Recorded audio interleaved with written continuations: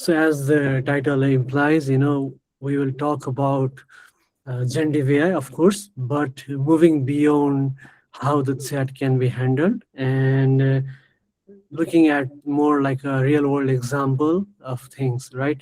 So yeah, let's get started. Again, a brief about myself. I'm Kshitiz Rimal. I'm currently CEO and founder of NextAI. This is a Nepal-based development firm, and we build generative AI applications to our clients. I'm also Google developer expert in AI ML since 2018, and I was part of a edtech platform called Brainly, and I was a senior data scientist there. So if you like to connect with me, this is my LinkedIn handle that you can see on the screen. Okay. Uh, okay. Few disclaimers before I move in. I will not talk deeply about privacy compliance related stuff and model internals or architecture. I will also not be, doing predictions on AGI and stuff like that. However, I will cover about applications and specifically the applications that I have built in my company, their limits, and uh, in all these areas where human lies. We are so excited about generative AI, agentic application, and all that. We need to find our place, we as a human, right? So this is the whole theme of the talk, and yeah, and the plan is basically three-part. The whole session is divided into three parts, and prologue, the present state, and the playbook. So how can we, develop a kind of a formula at the end of the session that will allow us to build applications, generative AI applications, agentic applications that does that what we want, right? So this is the build with AI themed sessions. So we need to have some sort of a roadmap or a manual on how to build those things, right? So this is the overall session plan. Okay, prologue. So let us go back to the chatbot because it is very essential, right? So dissecting the Gen AI tools. So the screen that you see here is a very typical, like a chatbot screen, right? You have a place where you can type message or provide instruction to your chatbot, and the LLM, either it's Gemini or GPT, Chat GPT or something like that, it gives you answer on the top. And we have few elements here and there, but here is the thing. This looks so simple. This looks so familiar, but this is very it's like it is a kind of a decisive thing, but hidden in a plain sight, right? So in a nutshell, this screen is basically a control panel, and it does this by uh, following in a few formula. Like on the screen that I have shared here, I have broken down into 5 points here: tell, nudge, retry, break, and publish. So if we label these things in that chat UI that I showed you earlier, uh, this is what we'll get, right? So tell, this is where this particular section tell, this is where you type your messages, your prompt, and all that. Nudge is something like, okay, if you see something that is not working as your intended outcome, you can always nudge the chatbot with tools, with selecting correct tools or selecting correct action that will steer the chatbot result to something that you will appreciate or you like, right? Nudge, you can always nudge like, hey, why don't you elaborate more, or why don't you do this and that, something like that.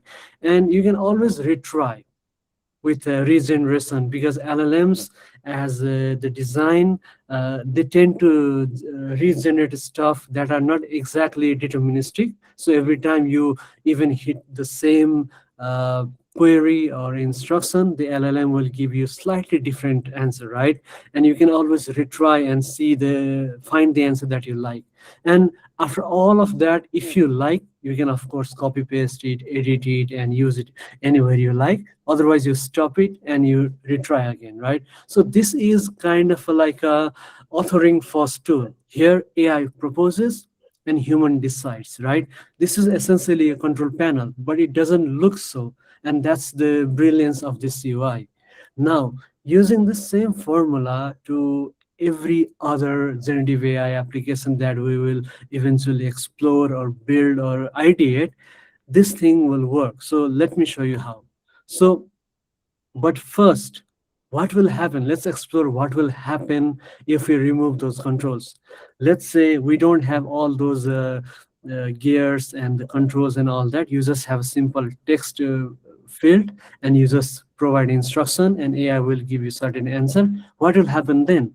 Then basically a control problem will arise, right? So eventually what will happen is the LLM or the model or the system that you're interacting with tries to do too many things all at once, and as a result the outcome is not as per you like, so basically the more like educated guess here will be like, okay, chances are there will be few failure modes and some of them are confidently wrong, so the models start to hallucinate.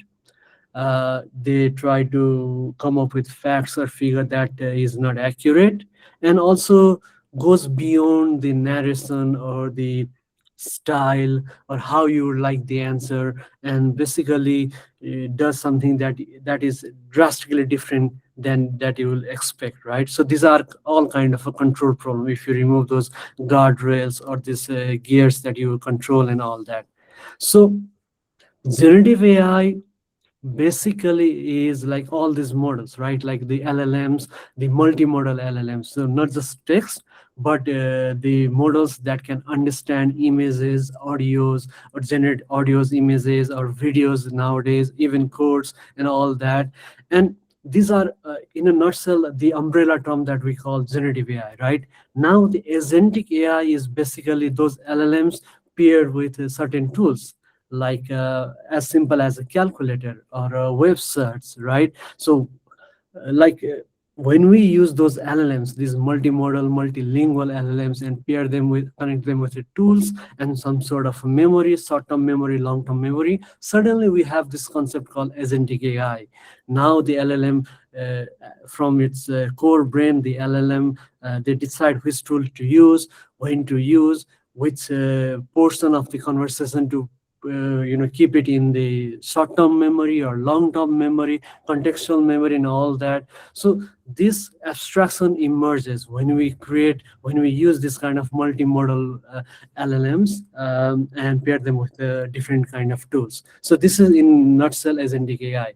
Now the question is, what does it mean? Like why, where the problem lies? Like what are we trying to explore here in a nutshell, right? So the problem is that the the control element that I showed you earlier is important, and this is important because this exactly helps the model or the system that we are interacting with, the agentic AI system or the generative AI. Uh, so any question? Yeah, yeah. Rimal, I just want to know what is the difference between the Gemini Pro and Mhm. also the Vertex AI services. In the Okay, Vertex AI, we can see a lot of in a model in the model garden. We can see a lot of the models are present over there, right? How it okay. is different within a Gemini Enterprise or a Gemini Standard or Gemini Pro? Okay, why don't we take those questions after the session? Because then Definitely. we'll have some time and we can go slightly different with the session as well if you have other queries. So is it okay if I, Yeah, take? definitely. Yeah, Yeah, we can. right. Okay, thanks. Okay, so the problem lies if we remove those guardrails and the controls, right? So this is basically will be like one product or the model that tries to do everything without an oversight. And the distinction here we want to understand and develop this understanding is that LLMs are language engines. So regardless which modalities it is on, either it's text, images, audio, or video, they are not truth engines. So the truth engine is a different thing, right? it mimics the language, it mimics the modality that we like, but it is not a truth engine. And agentic AI system, it automates, but automation doesn't guarantee the reliability, right? So these are the things that we need to understand. So with this in mind, we have to ask this question. So where does it work, right? Like what are the successful use cases that we see apart from this chat GPT or the Gemini UI, right? So let me first give you some examples or the applications that we have built that goes beyond this chatbot screen, but basically works as well, right? So first, a very obvious one, conversational operations, of course. And this is typical in, so the text that you see here is in Nepali, in a romanized Nepali language. But essentially what is happening here is that I, we have built this model, this system, where it takes the query from the end users, the customers, and this is connected with Facebook, Instagram, or any social media that you like. Imagine you are running a business, you are selling a product, and there you have thousands of leads every day, right? People are inquiring about your product. Either it's a product that you can buy on a marketplace, or online courses, or anything, or books, or anything, right? So what is happening here on the screen is that the customers are reaching to the system from the social media endpoints. Either it's a Facebook messages, or Twitter, or Instagram, and they are interacting with AI. Basically, they are asking the AI from the social media handle to the business owner page, like, hey, how much this product cost, and all that, and the AI is giving you the answer.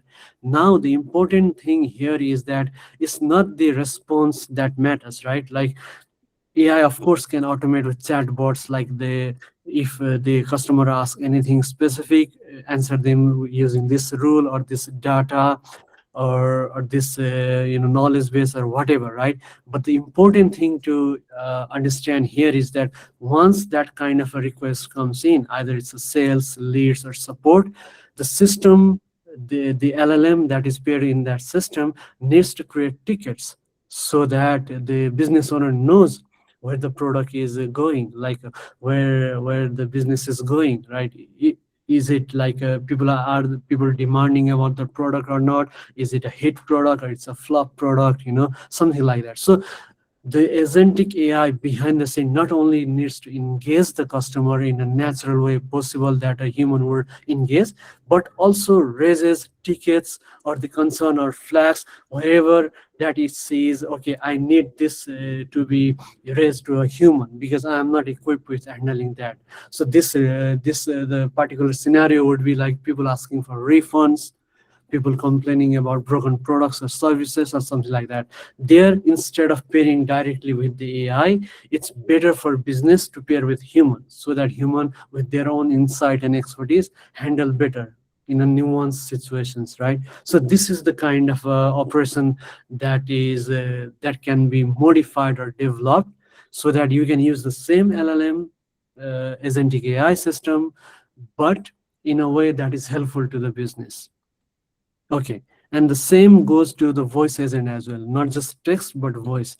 Here I'm giving you a different example. Here what we have developed here is a conversational AI, agentic AI system, where the AI is basically teaching the student how to speak in English, like have a natural conversation in English. So imagine you are from a different native language background, and you want to understand English and speak in English. So this is the perfect practice session that you can get from AI. Like AI can role play as a waiter, or as an officer, or whatever profession that you are in, and the AI will help you communicate in English. So I have put together one small demo video. I hope you can hear. Hello, Ram. Good evening.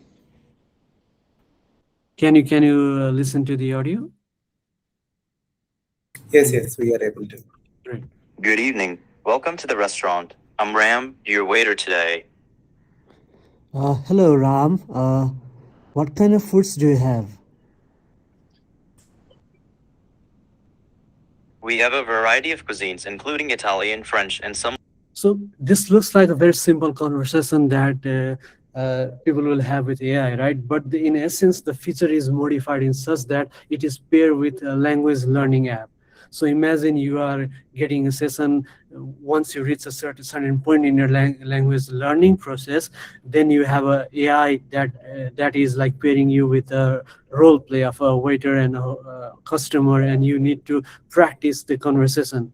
And imagine this is very helpful when you are learning English in a foreign land where you are applying for a job as a waiter, right? So this drastically boosts your confidence. So this is one of the use cases that can be modified with this agentic AI, especially with the voice.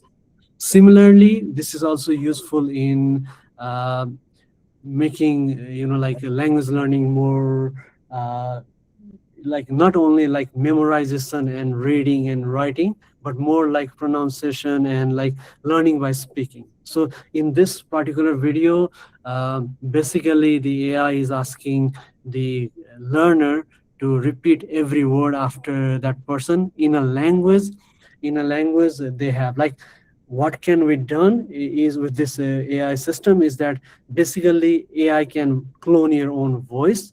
And imagine you are learning English, right? And you have a AI clone voice of yourself, and you can hear instantly like how the right pronunciation will sound like, right? So that you can modify your punctuations, pronunciation, and all that. So this is one of the video. E-commerce means buying and selling online. E-commerce means buying and selling online. People shop using phones and computers.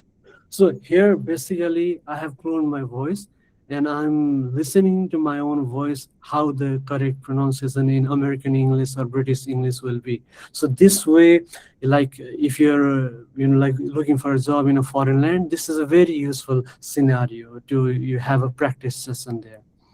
So this is one of the applications that we have here in Nepal that is like people are using and learning with this. So this is one of the use case. So let me break it down, particularly with these examples, right? What are the strong points? What are the weak points of AI, and where the human intervention or human checkpoints are required, right? So strong. So if you have a structured document, if you have a definite document, and like you have a proper SOP, standard operating procedure in your organization that you can fit into a AI system. Sorry about the noise. AI can naturally understand that, and it does follows that rule, and like do the things that you intend. But it is very weak in terms of exceptions, right? Like imagine a scenario where you have put together an FAQ document, uh, but customers are asking for refunds or discount that are not available in the document.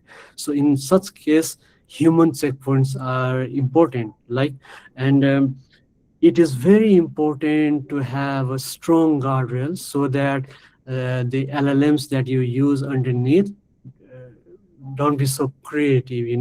Like they are not allowed to have false promises to your customers. So they need to stick to the document that you provide or the rules that you employ, right? So this is very important thing. So what we are doing here is taking into consideration the strong points of the LLM or the agentic AI system, and then pairing up with humans so that the result that we want is as expected. Okay, so another wonderful example of this LLM evolution is how we can enhance teaching and learning with automated answer evaluation. So imagine a scenario: you are a teacher and you are trying to give an assignment to your student. So here on the screen, we have put together a question. In a survey of 100 students, 65 like cricket, 45 like football, 20 like both games. So this is basically a Venn diagram set questions, right? So now when you provide that question to the AI agentic system that we have underneath, what first it does is that it tries to understand what you are essentially trying to get from your students' answers. So basically, AI is asking again you as a teacher that, okay, I get your question, I understand the topic and everything. Now tell me, what do you want? Like the answer should be from your students. Like, should they show the diagram? Either these particular fields are required or not. So they are essentially following up on you on some more clarification that can help them, pinpoint what exactly you are looking in an answer. So with that, with the UI and all that, what you can do is put together a evaluation UI in itself with this generative AI and generative UI that, okay, I get your question, I get what you're looking for in an answer. Now what kind of UI will work for you? Like, is it like you have thousands of students that you want to check rapidly, or you want to have this evaluation process very thorough or stepwise broken down and all that? And if you have your own criteria that I somehow missed, just the AI is asking you all of that. And once you do that, what is happening is that once the answer comes in from a student, the AI will show you exactly that you like in an UI. Like here in this case, the student has, like incorrectly calculated the group, the Venn diagram, all that, and AI in your UI shows like, okay, the method is not there. Two of the major checkpoints that you have put together are missing, and this is very, like at a glance, and this is very easy and very important to make the rapid decisions, right? And here the important thing is AI is not marking the answer. The sole responsibility to mark an answer lies with teacher. It's not with AI. So basically, AI is automating or helping the teacher to come to the decision faster. It's not trying to automate the decision making, but reach to a conclusion faster and more meaningful and important way. So basically, with that, and AI can also suggest some feedback that you can give to the student. And with that, student will see exactly like a personal tutor will respond to their answer. In your particular answer, this was missing, this is the wrong part, you have to improve these areas and all that. And with this flow, what you are essentially doing is personalization at a scale. So basically, using AI, agentic system and all that, you are personalizing to an individual student, but as a teacher you are doing it at a scale. So this is fundamentally important. And here, as you can see, things are not automated 100%. Things are there, the automated process are there where it matters. So, okay, strong point here, like feedback collection, misconception from the answers, misconception detection, practice drills and all that. AI is really good in terms of determining that. Weak, like if you do not put any guardrail, AI will be over helping or unfair scoring, or like perhaps gives the answer that sounds right but can be error, and only an expert teacher will know the right answer and all that. And this is where the human checkpoint will comes in, like with the grading authority, like decision making, final decision always remains with the teachers. Now, why they work? Of course, the core fundamental area is that we can look at in three parts: clarity, grounding, and control. As a teacher or as a subject matter expert, you need to have clarity to the task that you are giving to AI. Here, in this case of conversational ops that we seen earlier about sales support, the clarity is that I know AI can give you the answer, but raise tickets in this situation. So this is the clarity, right? Grounding, like always try to scope things with the guardrails and all that. Here, in this case of homework evaluation, clarity is that I know AI can understand the questions, but I need the grounding of me giving you further clarification to the AI. And the controls, here in this case of assignment scoring and all that, and giving the final feedback to the student. The control always remains with either with the business owner in case of conversational ops and all that, or the teacher in case of this assignment evaluation. Now, we are moving into more promising area where not just the task or the business operations or non-technical task automation, but also the technical task, right? Like in case this is very, the use case and the way we build system is very profoundly like impacted with this current new Gen AI and Agentic AI system, the vibe coding, right? So the current LLMs, they are so capable that they can generate code, and also the code is working and they can be used to create meaningful software.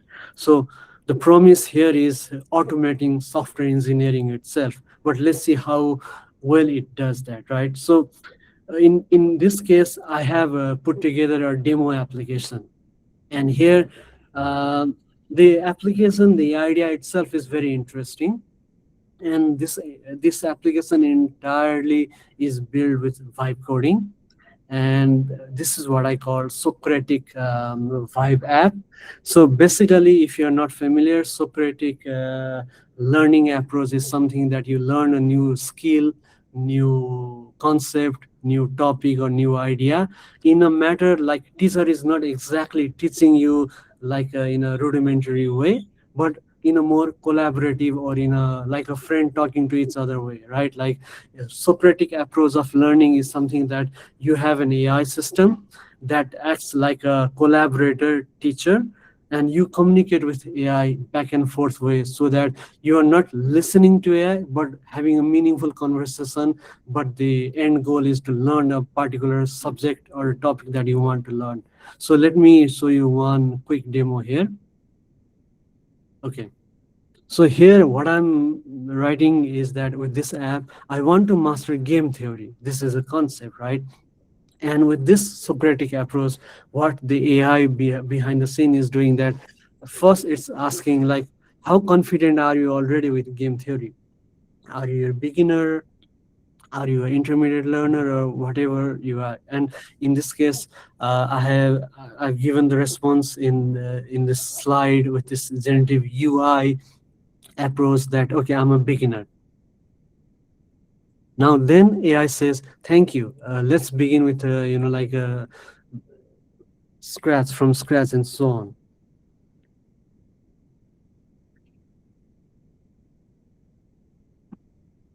So it asks me a question, right? Like, what do you think in game is? And I, as being a beginner, or like I just said fun, right? And okay, this is the response. So it says a reasonable starting point, but, and then it tries to teach you the concept. So you can see this is more like a conversation than game theory is this and that and explanation, all that. It asks you things like in every turn it tries to grab your attention and ask you a question, and you need to respond, and this is very like engaging, right?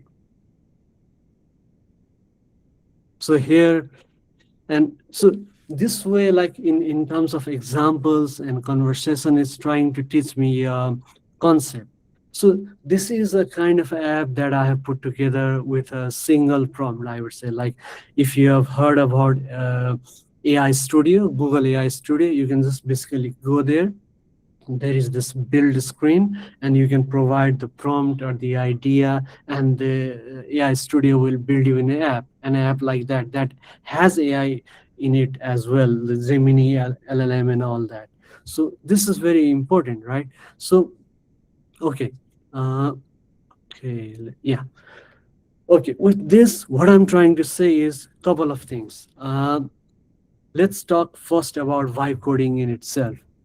So what I have gathered with this experience of vibe coding and all that is that it is very strong in terms of feature implementation, and given the feature in itself is a finite and can be written down clearly, and in that case, like the latest models that we have, Gemini 3.1, Gemini Pro and all that, they can do pretty well.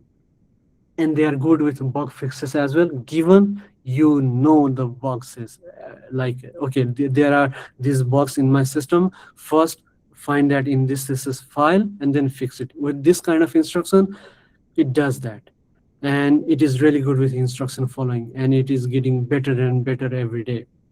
Weak is that if you have larger system, and if you have already a system that is running, and then you are coming with a new Gen AI, a tool to fix bugs there, or like come up with new implementation there. So in terms of those larger system, it is still like struggling autonomously.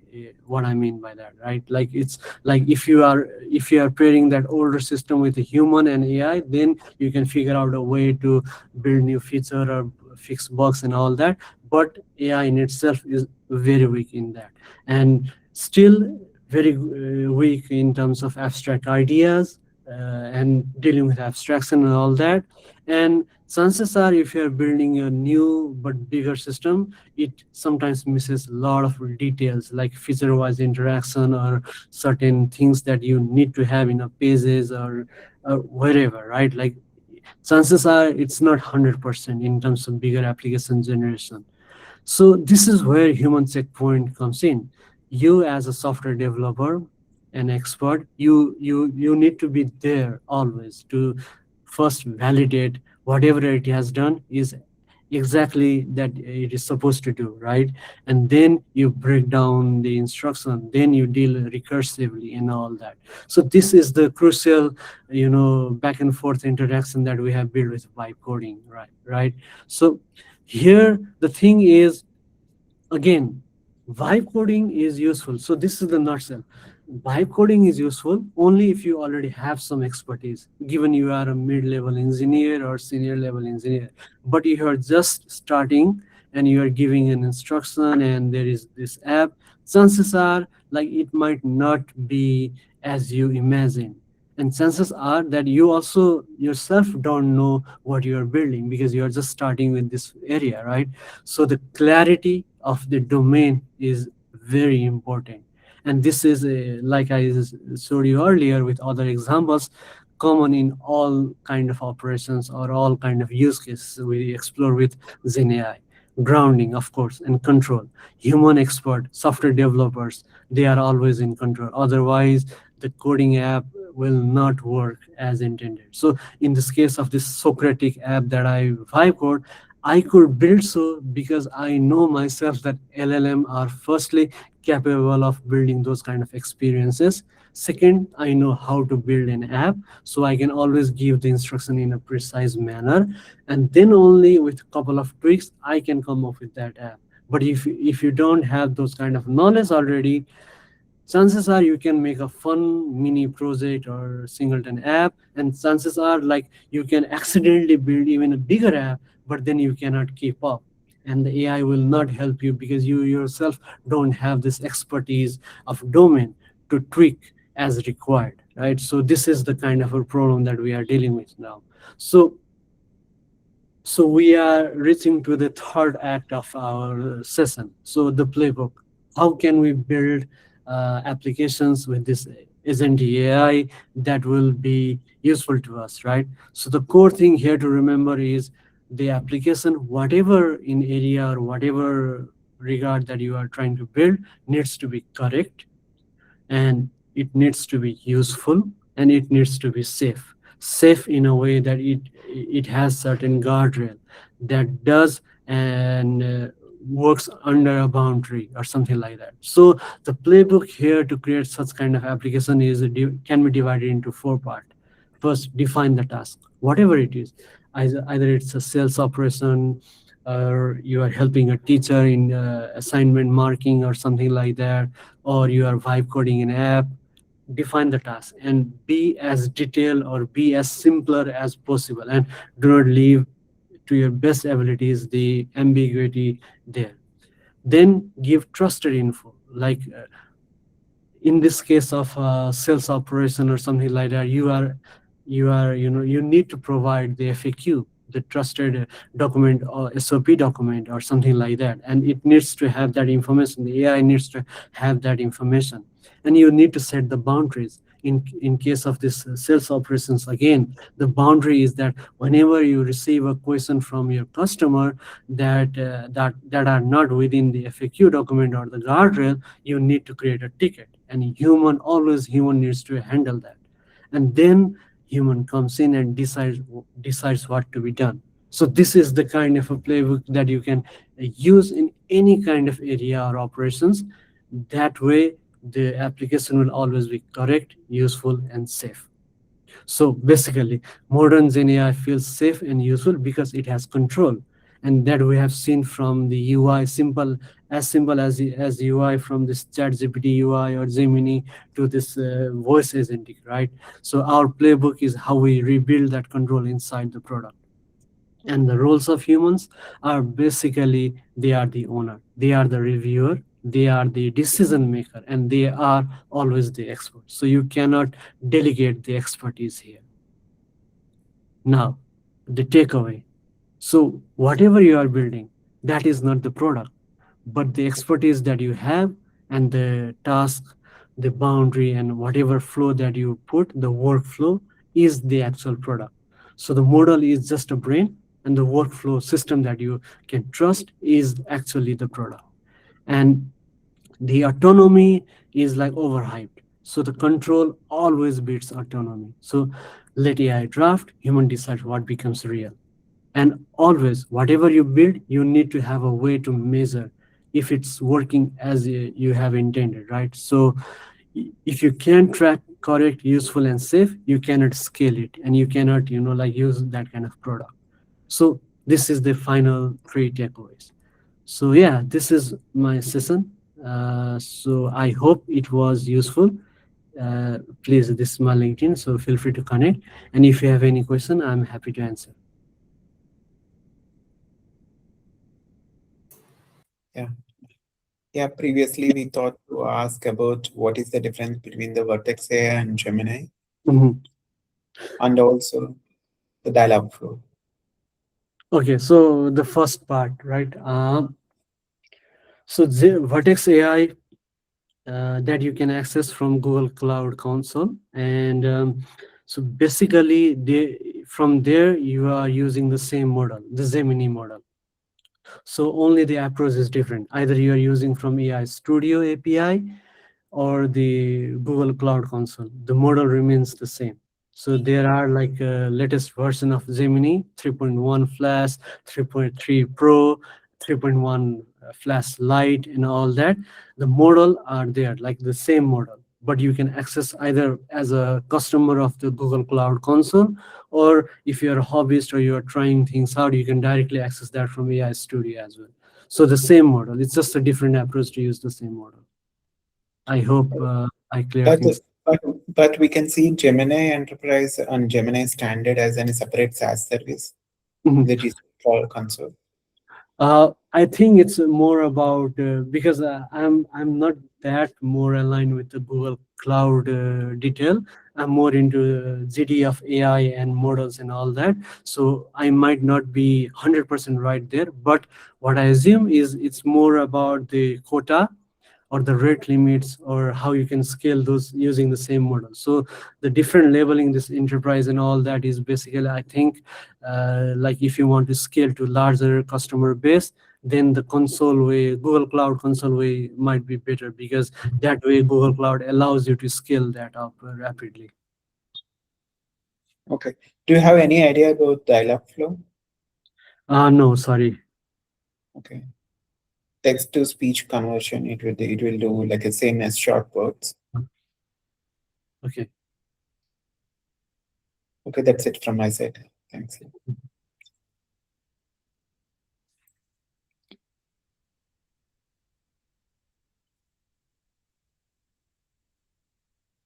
If there's anyone who have any questions, they can basically ask. You can ask by unmuting yourself, or you can ask in chat now.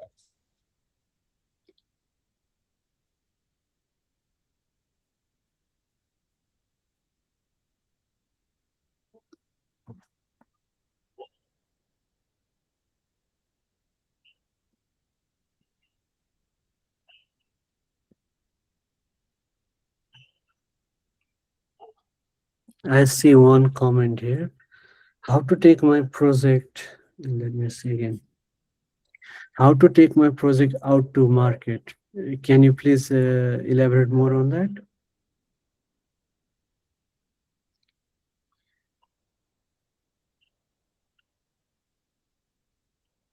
I don't really understood you like completely. So can you please elaborate more on what you mean by that? Like, is it that you want to deploy to the cloud or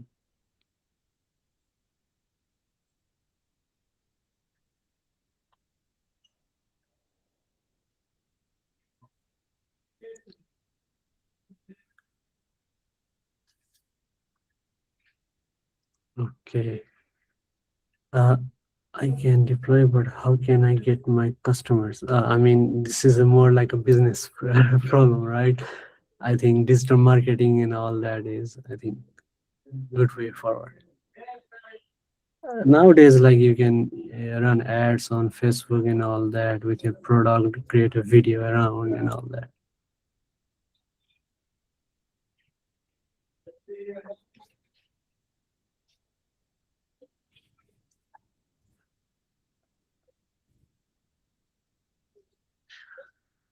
Being a Flutter app developer, how I start my journey in AI is that okay.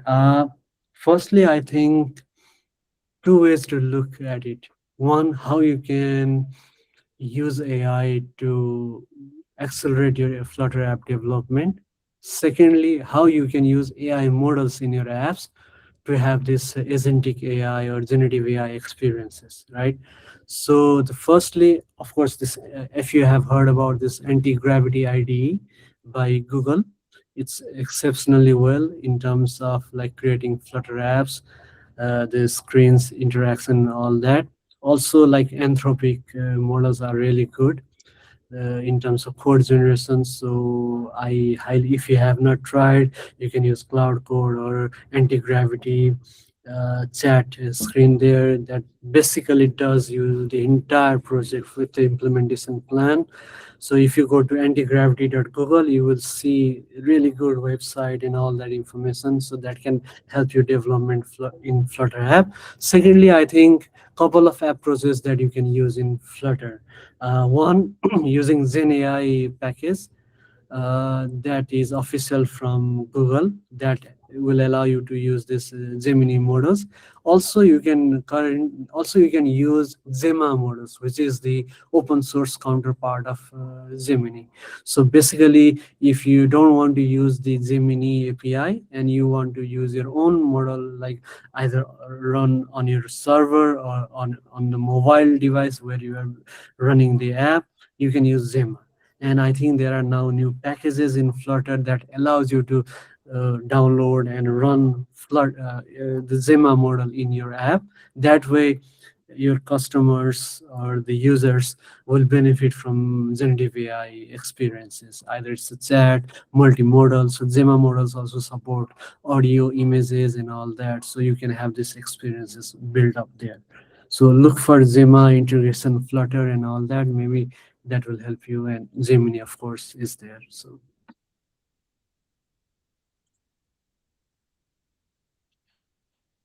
not really, not really.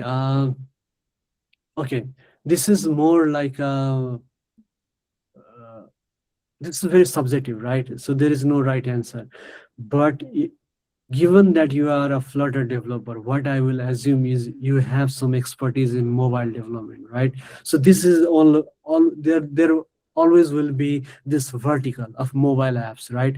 Mobile app will be there no matter like which new technology will come, right? Like AI, no matter how good it will get, you will always need a mobile expert developer that can oversee how well the AI is doing, either it's in development or uses or whatever, right? So your expertise is real, like I said earlier, also like human expertise always there.